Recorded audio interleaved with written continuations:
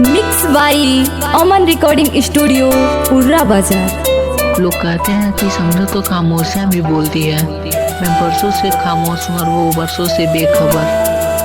दोस्तों, हर एक की कहानी होती है, किसी की पूरी तो किसी की अधूरी होती है। मेरा दिल इसके लिए कभी तैयार नहीं होगा, मुझे तुम्हारे सिवा किसी और से कभी प्यार नहीं होगा।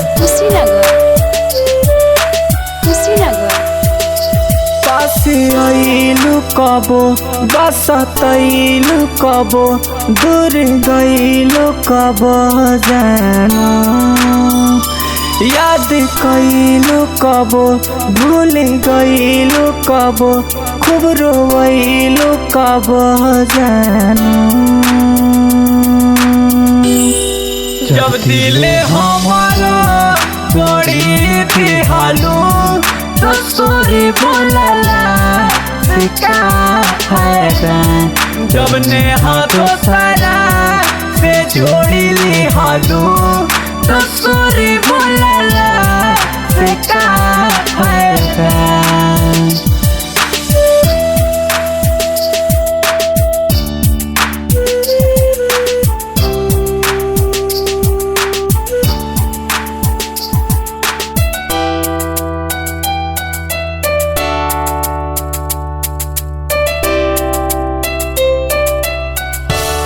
कबो अनजान बन के तुम बगल से हो के चल जालो।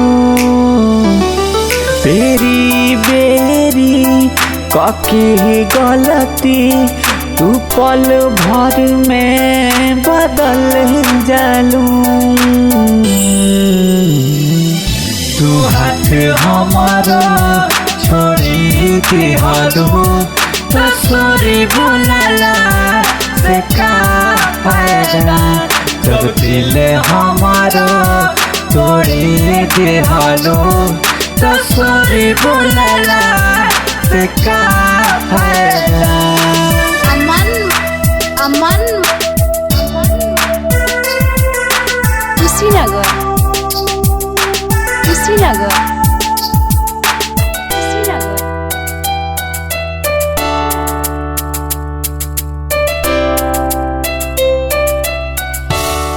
तोहे जितना चाहिए हम ना वो तना के हो चाही हो। शाहिद साबिर राजन के को बुक लटराई हो। शादी के जोड़ा तू ओढ़ली हालू तो सॉरी बोलला से का फायदा। जब दिल हमारा तोड़ी थी हालू